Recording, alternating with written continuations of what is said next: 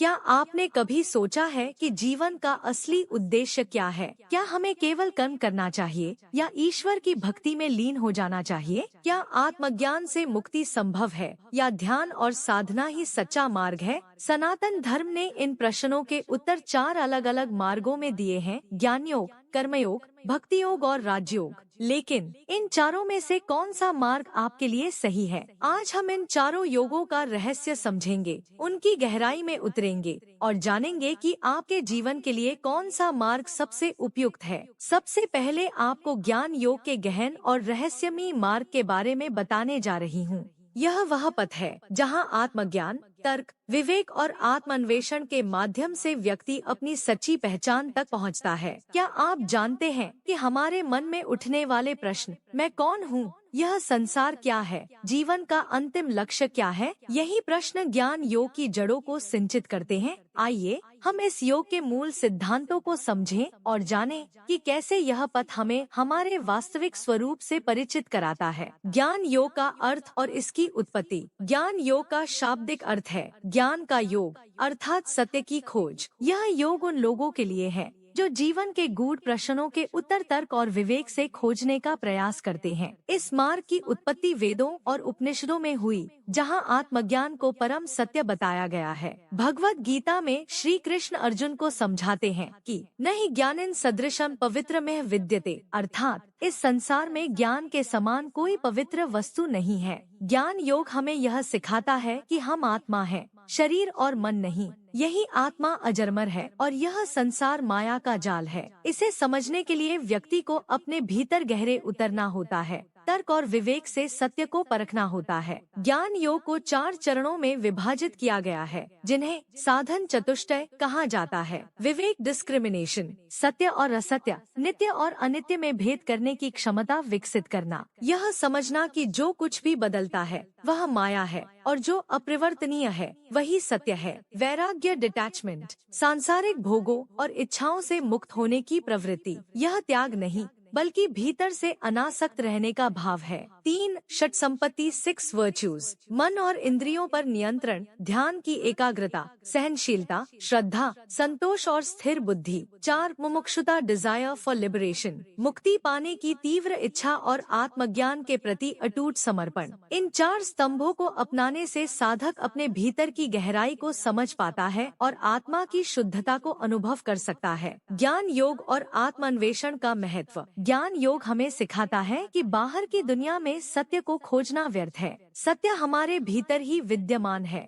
जब हम प्रश्न करते हैं मैं कौन हूँ, तो इसका उत्तर किसी ग्रंथ या व्यक्ति से नहीं बल्कि हमारे आत्म अनुभव से प्राप्त होता है। ध्यान, स्वाध्याय और सत्संग के माध्यम से व्यक्ति अपने भीतर की दिव्यता को पहचानता है। बौद्धिक तर्क से नहीं बल्कि प्रत्यक्ष अनुभव से ज्ञान प्राप्त किया जाता है। जो व्यक्ति इस मार्ग पर चलता है वह धीरे धीरे अपने अहंकार से मुक्त होकर अपनी आत्मा के अनंत प्रकाश में लीन हो जाता है। ज्ञान योग एक साधना, न कि केवल अध्ययन। ज्ञान योग केवल पुस्तकों का अध्ययन करने तक सीमित नहीं है। यह एक साधना है जिसमें व्यक्ति को ध्यान और आत्मचिंतन द्वारा अपने वास्तविक स्वरूप को पहचानना होता है। एक उदाहरण समझिए। एक व्यक्ति रात के अंधेरे में रस्सी को सांप समझ लेता है और डर जाता है, लेकिन जब प्रकाश पड़ता है तो वह देखता है कि वह केवल एक रस्सी थी। इसी प्रकार अज्ञानता के कारण हम इस संसार को सत्य समझ बैठते हैं, लेकिन जब ज्ञान का प्रकाश पड़ता है तो हमें एहसास होता है कि यह मात्र एक माया है। ज्ञान योग और आधुनिक जीवन। आज के समय में जब लोग बाहरी दुनिया में व्यस्त रहते हैं, ज्ञान योग हमें भीतर की शांति और सच्चे आनंद का अनुभव कराता है। यह हमें सिखाता है कि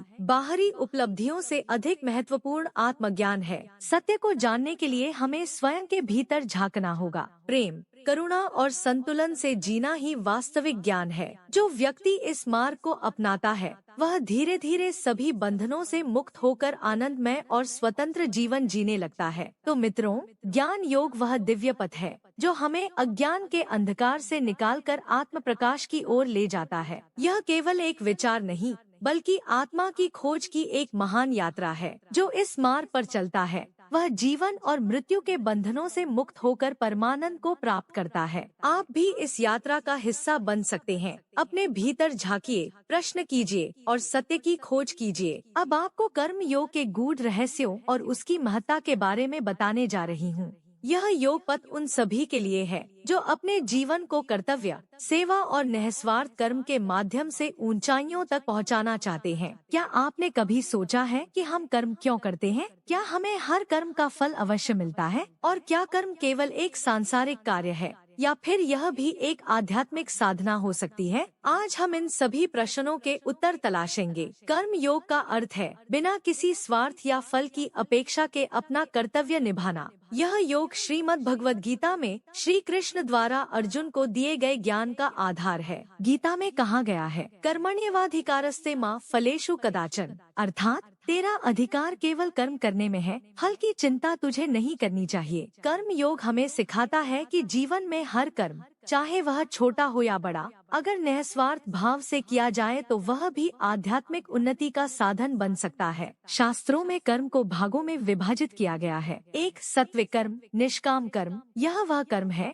जो बिना किसी स्वार्थ, लोभ या अहंकार के किया जाता है। इस प्रकार का कर्म मन को शुद्ध करता है और आत्मा को शांति देता है। राजसिक कर्म, सकाम कर्म, यह वह कर्म है जिसे किसी व्यक्तिगत लाभ, प्रशंसा या सुख की प्राप्ति के लिए किया जाता है। ऐसे कर्म में अक्सर अहंकार, प्रतिस्पर्धा और लोभ की भावना जुड़ी होती है। तामसिक कर्म, अज्ञानी कर्म, यह वह कर्म है जो अज्ञान, आलस्य और स्वार्थ से प्रेरित होकर किया जाता है। ऐसे कर्म व्यक्ति को आध्यात्मिक विकास से दूर ले जाते हैं। कर्म योग हमें सिखाता है कि हमें सात्विक कर्म के मार्ग पर चलना चाहिए और बिना फल की इच्छा के अपने कर्तव्य निभाने चाहिए। निस्वार्थ कर्म और सेवा का महत्व। जब हम कोई भी कार्य केवल अपने लिए नहीं बल्कि समाज और मानवता के लिए करते हैं तो वह कर्म योग कहलाता है। एक माँ जो अपने बच्चे की सेवा करती है वह भी कर्म योगिनी है। एक शिक्षक जो अपने छात्रों को निस्वार्थ भाव से ज्ञान देता है वह भी कर्म योगी है। एक किसान जो पूरी मेहनत से अन्न उगाता है ताकि सबका पेट भरे, वह भी कर्म योग का पालन करता है। इस प्रकार कर्म योग केवल मंदिरों और आश्रमों तक सीमित नहीं है बल्कि यह हमारे रोजमर्रा के जीवन का हिस्सा बन सकता है। कर्म योग और आत्म सुधार। कर्म योग केवल समाज की सेवा का माध्यम ही नहीं बल्कि आत्म सुधार का भी एक मार्ग है। जब हम बिना किसी स्वार्थ के कार्य करते हैं तो हमें कई लाभ प्राप्त होते हैं। अहंकार का नाश। जब हम फल की अपेक्षा छोड़ देते हैं तो हमारे अंदर का अहंकार धीरे धीरे समाप्त हो जाता है। मन की शांति। जब कर्म निस्वार्थ होता है तो वह तनाव नहीं देता बल्कि आनंद देता है। ध्यान और संतुलन। कर्म योग हमें वर्तमान क्षण में रहने और ध्यान पूर्वक कार्य करने की शिक्षा देता है। दिव्यता की अनुभूति। जब हम दूसरों की सेवा करते हैं तो हमें अपने भीतर एक दिव्य ऊर्जा का अनुभव होता है। महान कर्मयोगियों के उदाहरण। इतिहास में कई ऐसे महान व्यक्ति हुए हैं जिन्होंने कर्म योग को अपनाया और समाज की सेवा के माध्यम से आत्म साक्षात्कार प्राप्त किया। भगवान श्री कृष्ण, उन्होंने गीता में कर्म योग का अद्भुत ज्ञान दिया और स्वयं भी जीवन भर निष्काम कर्म करते रहे। स्वामी विवेकानंद, उन्होंने कहा था,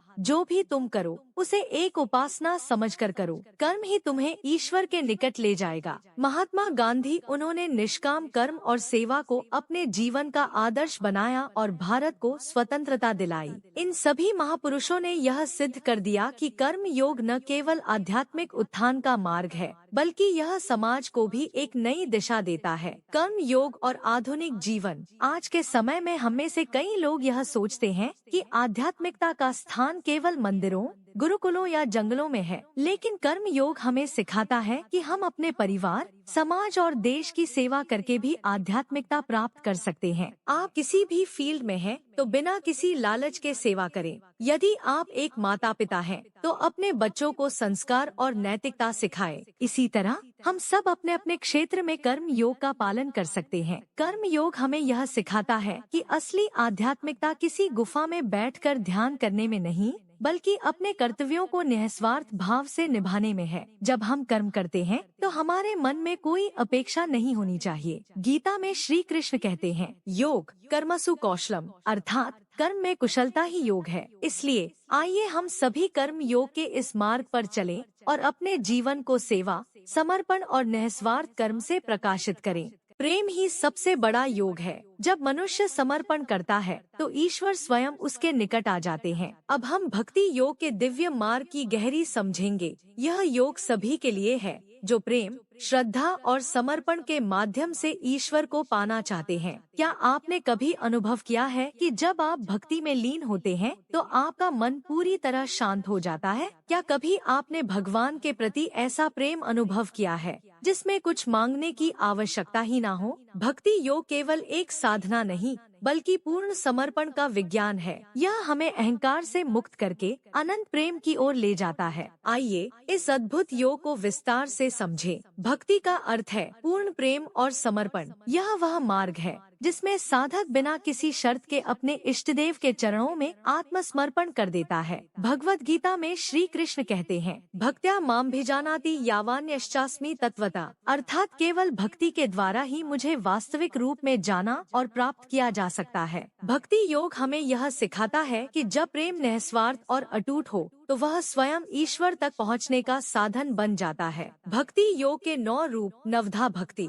भक्ति योग को नवधा भक्ति, 9 प्रकार की भक्ति में बांटा गया है। यह वह 9 मार्ग हैं जिनसे एक साधक अपने प्रभु की भक्ति कर सकता है। 1. श्रवणम, भगवान की कथाओं को प्रेम पूर्वक सुनना। 2. कीर्तनम, ईश्वर का गुणगान करना और भजन कीर्तन करना। 3. स्मरणम, निरंतर ईश्वर का स्मरण और ध्यान करना। 4. पाद सेवन, भगवान की सेवा करना। 5. अर्चनम, ईश्वर की पूजा और अर्चना करना। 6. वंदनम, श्रद्धा और प्रेम से भगवान को प्रणाम करना। 7. दास्यम, भगवान को अपना स्वामी मानकर उनकी सेवा करना। 8. साख्यम, भगवान को अपना मित्र समझकर उनसे प्रेम करना। 9. आत्मनिवेदन, अपने शरीर, मन और आत्मा को पूर्ण रूप से ईश्वर को अर्पित कर देना। जो भी इनमें से किसी एक मार्ग पर चलता है वह ईश्वर की भक्ति में लीन हो जाता है। प्रेम में अद्भुत शक्ति होती है। जब भक्त अपने ईश्वर से प्रेम करता है तो वह अपनी सारी चिंताओं को छोड़कर केवल ईश्वर में लीन हो जाता है। मीराबाई ने कृष्ण के प्रति अपार प्रेम और समर्पण का परिचय दिया।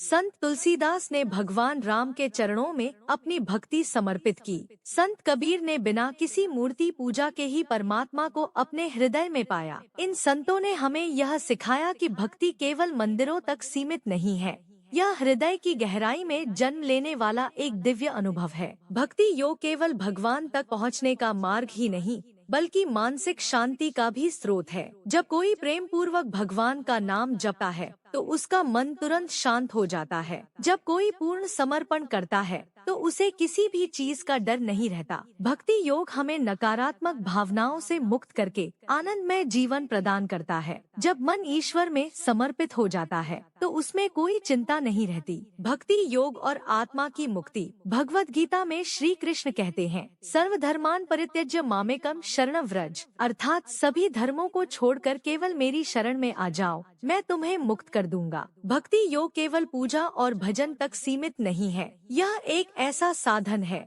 जिससे मनुष्य मोक्ष तक पहुंच सकता है। जब मन पूरी तरह ईश्वर में लीन हो जाता है तो जन्म मरण के बंधन समाप्त हो जाते हैं। जो भक्त प्रेम और श्रद्धा से मेरी भक्ति करता है मैं सदा उसके साथ रहता हूँ।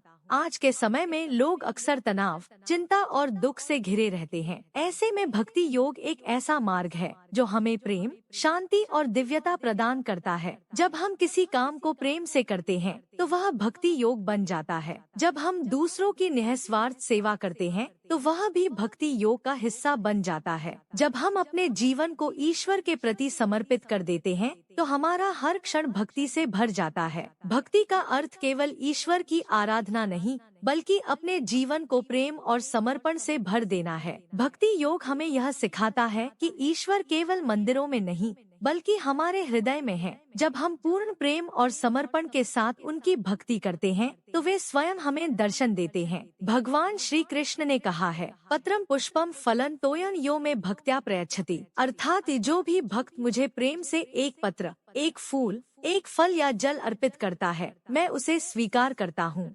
इसलिए आइए हम सभी भक्ति के इस मार्ग पर चलें और अपने जीवन को प्रेम, श्रद्धा और समर्पण से प्रकाशित करें। मुझे आशा है कि यह संदेश आपको भक्ति योग को अपनाने और अपने जीवन में दिव्यता का अनुभव करने के लिए प्रेरित करेगा। जब मन नियंत्रित होता है तो आत्मा का प्रकाश प्रकट होता है। ध्यान और अनुशासन के माध्यम से ही व्यक्ति अपने सच्चे स्वरूप को पहचान सकता है। राजयोग योग का वह शिखर जहाँ साधक अपने मन, शरीर और आत्मा को पूर्ण अनुशासन में रखकर ध्यान और गहन आत्मसंयम द्वारा परमात्मा से साक्षात्कार करता है। क्या आप जानते हैं कि राजयोग केवल ध्यान तक सीमित नहीं है, बल्कि यह एक गहन मानसिक और आध्यात्मिक विज्ञान है। यह हमें न केवल आत्मज्ञान देता है, बल्कि हमें शारीरिक और मानसिक रूप से संतुलित बनाता है। आइए इस ज्ञानवर्धक राजयोग यात्रा को प्रारंभ करें। राजयोग का परिचय, मानसिक अनुशासन और ध्यान की शक्ति। राजयोग का अर्थ है राजाओं का योग, यानी वह योग जो व्यक्ति को आत्मशासन और उच्चतम चेतना की ओर ले जाता है। राजयोग का मूल आधार है ध्यान, मेडिटेशन, मानसिक अनुशासन, माइंड कंट्रोल, इंद्रियों पर नियंत्रण, सेंस कंट्रोल, अहंकार का विनाश, ईगो डिसोल्यूशन, आत्मसमर्पण, सेल्फ सरेंडर।